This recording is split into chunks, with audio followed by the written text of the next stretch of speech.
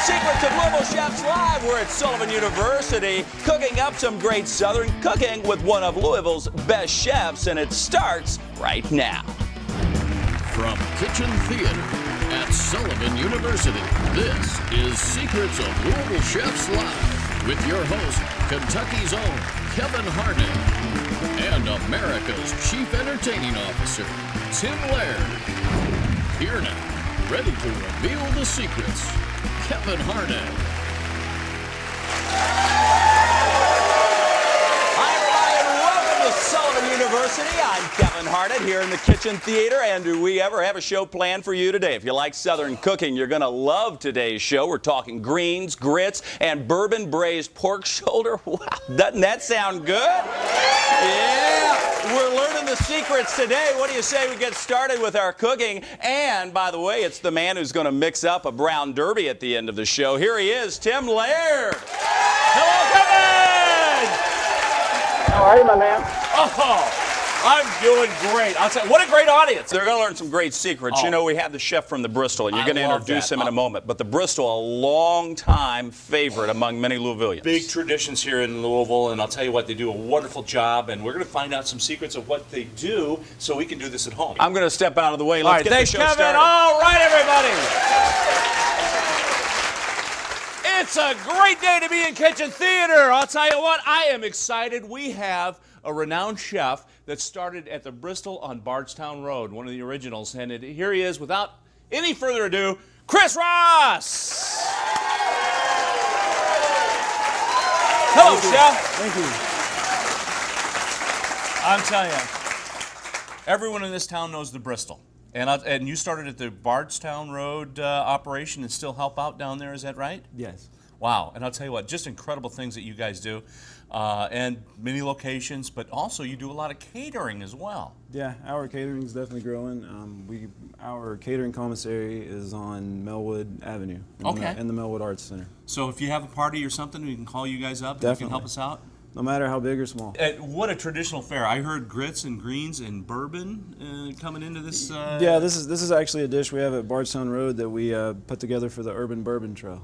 Where do we start? The greens. I like to use collard greens, but you could use kale or any kind of greens you want, just as long as they're a hearty green. You want to stem it for the most part. You don't want the bottom part of the stem because it just they get like woody. First thing, I like to start with some bacon grease. Bacon grease. Hey, by the way, we're off to a good start, let me tell you. What happened to the bacon? You should have brought that on the side, just to, Well, you're going to have the bacon. To make it low cal a little bit more, we'll add some Oh, butter. of course, got to have a little butter in there. You got to think we're making a big pot, though, you know. I know. Alrighty, so we want to sweat this, and then we're adding some more bacon. Oh, okay. There we go, a little chopped bacon. Bacon and butter, and then more bacon. Alrighty. Hey, we're done. This is great. That's all we need. Alrighty, now, you just kind of want to sweat the bacon. You're not really wanting to brown it. Now, while that's going, I'm going to go ahead and get the pot hot for the grits. I got, in this pan, got some chicken stock. That goes in. Boy, I'll say. Chicken stock, heavy cream. Okay, heavy cream. Yeah, so I'm going to just let that boil, so if it starts to boil over, save me so I don't catch the kitchen on fire. That's right. Alrighty, so next we want to add some onions. Oh,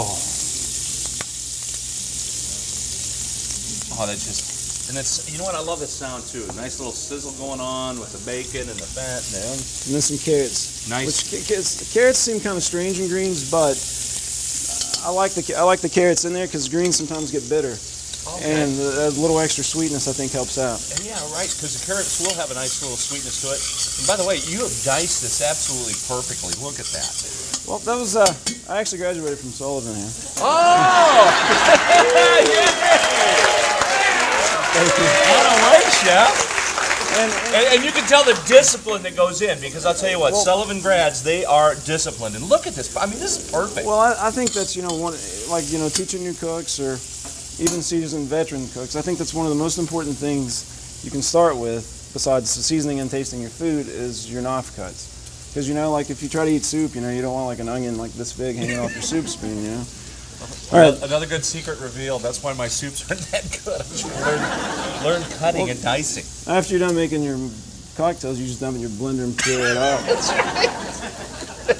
Alrighty, so I got some fresh ground pepper. I like to toast the pepper and keep it in the pepper mill. Oh, very good. So, it changes the flavor. It makes it kind of almost fruity. And there's a big difference between freshly ground and the stuff that's already done, right? Definitely. Alrighty, then I got a little ham. Nice. Which that'll play well with the bacon and the butter and the onion and the carrot. Wow. This is, I mean... Almost sounds like a cookbook. Bacon, butter, It and does. bourbon. So next, add brown sugar. Very nice. Wow. So next, you kind of deglaze the pan with some red wine vinegar. Don't breathe in. Okay, I'll stand over here now. Oh, yeah, because that... Oh. Now that's a fun thing to do, to drop that in the pan and be like, hey, smell this. Yeah.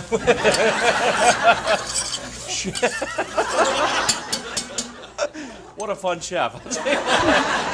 Alrighty, and then now Chef antics, by the way. That's another secret. now we want to add All right. our greens. Now you're ready for the greens. Make sure they're washed good, because there's sand and everything in them. So we're gonna add our greens. It looks like we're making like a ton, but these are actually look gonna at all cook this. down quite a bit. And if you make, it's kind of like as much trouble to make this much as it is like for two people. So you might So as well might as make well it. just double down, triple down. Sure, make because it. they stay good for a while. You could even freeze them if you wanted. Oh, wow. You can. This cooks down, and then what I have here is I have ham stock. Add that in. I mean, that's going to give it a lot more flavor, but if I had to, could I use chicken You or could use, beef stock or chicken something? broth. Okay. I would probably use like a mixture of chicken and beef broth just because it gives it a Okay. darker color. Now, while we have this cooking, the grits are starting to come to a boil. Okay. And this is real simple. This is a local grit, the Weisenberger Mills, which we use in all the restaurants, which are You bet. they're amazing. And you just stir these in. These usually take about 25 minutes to cook. You can turn it on low, and turn it on low, cover it up, Okay. and put the lid on it so you don't have to stand there and babysit it. Or if you're like in a Well, hurry. see how nice it is, because everybody thought you had to just sit there and Right. just continue But to if stir but and if stir. you're in a hurry and like people are coming to dinner, you can like just turn it on as high as you can and do like Oh, four that's a things. at great once. idea. These are cooking down, and then when they get about this consistency, but essentially you want to let them cook a little longer. You bet. You add in your cream cheese, and at this point you can turn it off or turn it down to low.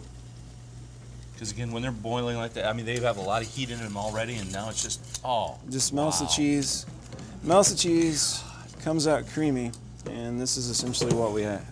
And look how fluffy, creamy. That looks incredible. Oh my gosh. Oh, thank you, chef. Wow. I think the idea of using cream cheese is incredible. What we have here is a large pot of these. Oh my gosh, that is, look at that. Well, I have to feed like 70 people. I know, well, you know what, by the way, that's what's great about coming to the show. You go on and,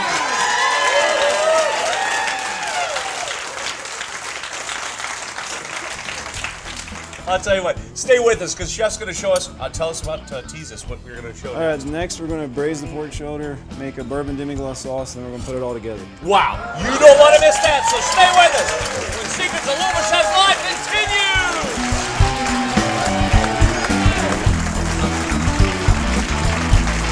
Wow.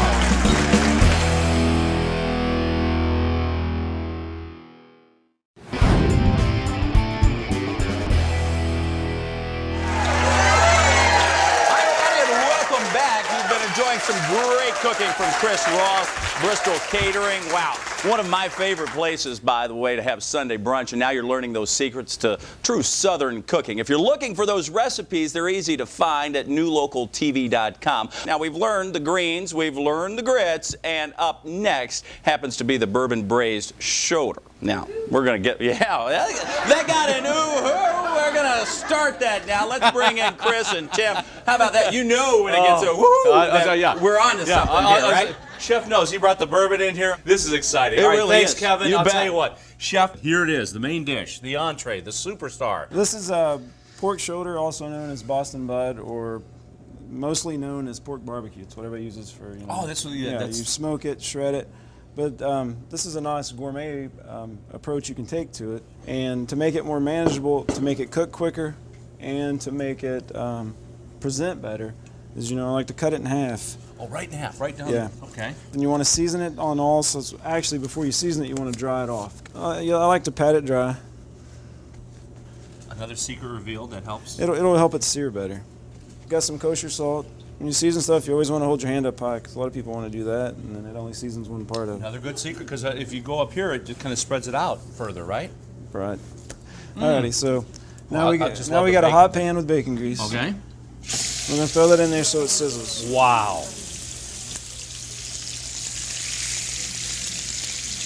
Oh. It's one of my favorite sounds, Chef. Music. God, I'll tell you guys, this is like unbelievable. I mean, So we're gonna after we get some browning on one side, we flip it over. see again, that's why you dry it off, so you get that good caramelization, that good sear that's on there. Right. Okay. Let the other side brown. You want to go over here and take some garlic cloves and just kind of smash them. Yeah, Make sure you hit away from the knife. If you Yeah. hit back from the knife. that's a good chef secret right there. But also, you don't need that thing that you put it in there and crush it, right? You can just use your knife. It works great. Right. Yeah. You want to leave this whole because it's just it's just gonna flavor it. You throw that in there. Wow. You get the aroma from that. I love that. After it's brown on the other side, you just take a baking pan, Baking thick. dish? It could be aluminum, whatever you wanted. Aluminum, whatever the clay, You whatever. could use aluminum, stainless steel, whatever, as long as just thick. Gotcha. Heavy duty. Like, I mean, I guess the obvious rule of thumb with kitchen equipment is if you hit somebody in the face with them and it knocks them out, it's good.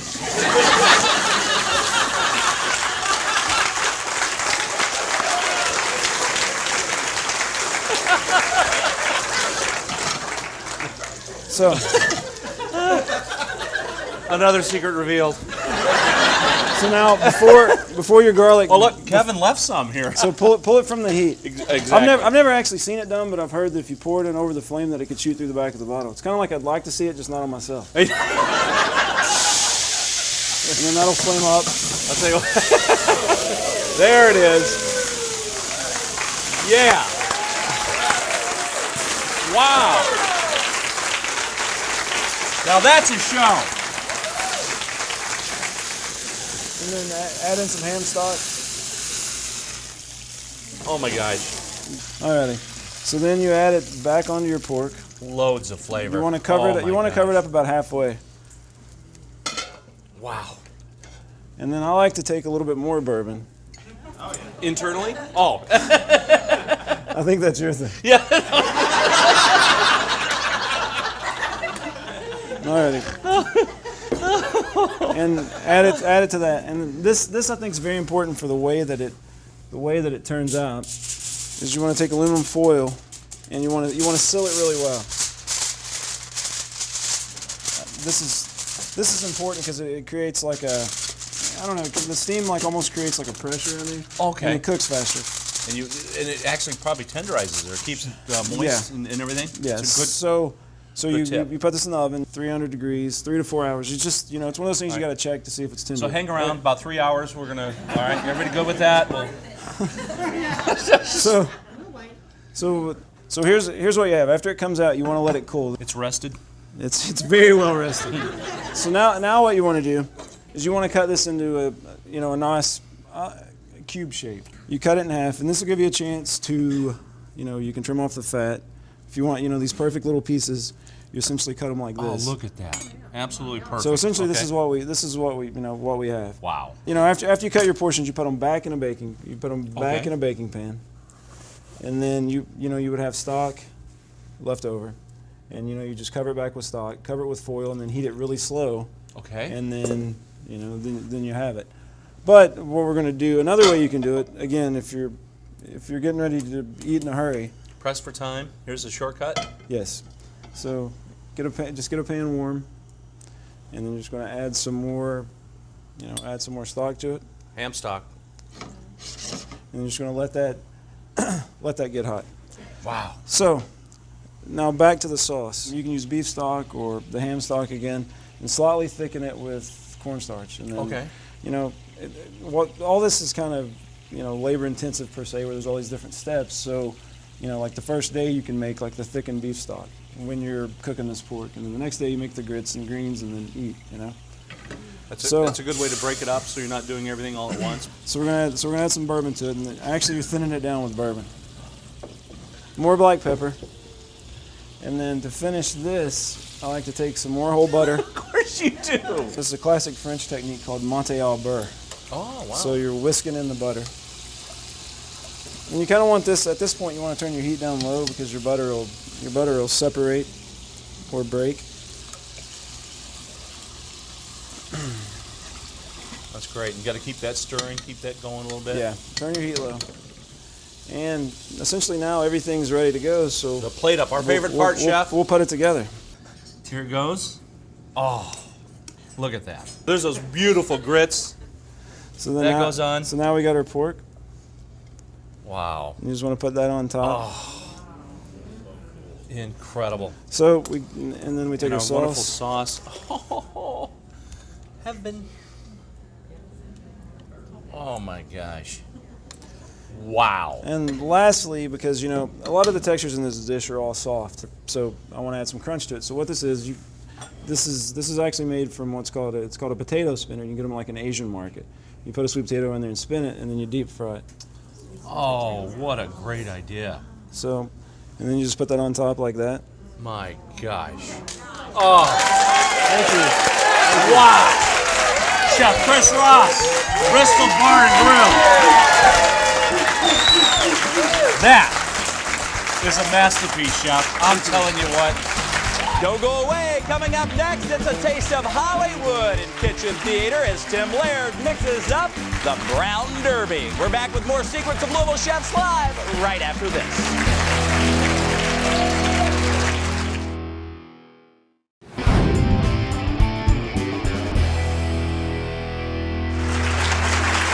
Welcome back to Kitchen Theater here at Sullivan University. We are wrapping up our show, but before we let you go, we have a great cocktail that Tim Laird is going to mix up, and you have to take a taste, right?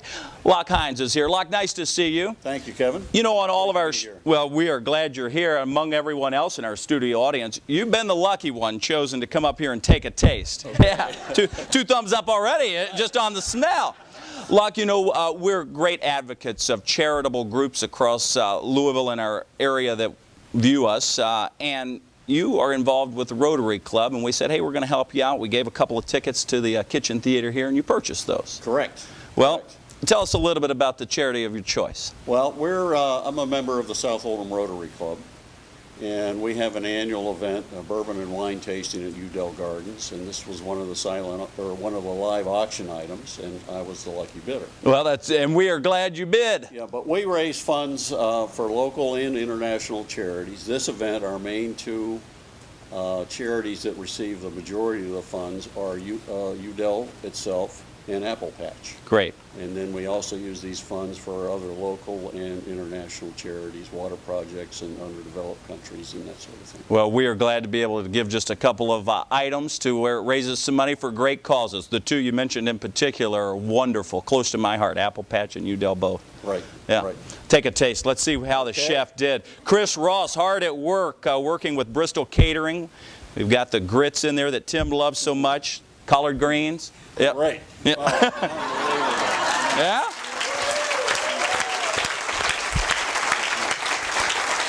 I know you brought some friends with you today. Good. Who's with us today? Well, it's my wife, Lauren. All right. We got... Lauren Orr, Karen and Don Riggs, All right. and Chris and Barb Connon. Well, you're going to be highly liked by them when you take that back to your seat to enjoy and pass it down. All right. Locke, thank you. Thank you. Appreciate you being here and the work you do. Tim! I can't believe you gave that away. Well, I wasn't going to, but I thought, you know what? Tim has had enough grits. But I haven't had enough bourbon. So we're all in luck. I'll tell you what, Kevin, this is a great Brown cocktail. Derby. It is. You know what? This really is. It was a classic Hollywood hangout.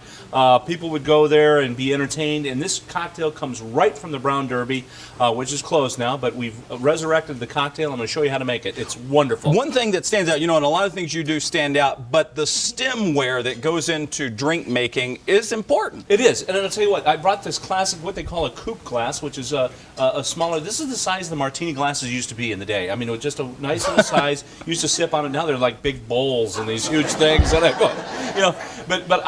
the one thing about this is you can have two and you're all right, but also your cocktail stays nice and chilled. So that's one of the secrets. So anyway, There you go. to that, I've got a shaker of ice, about 1.5 ounces.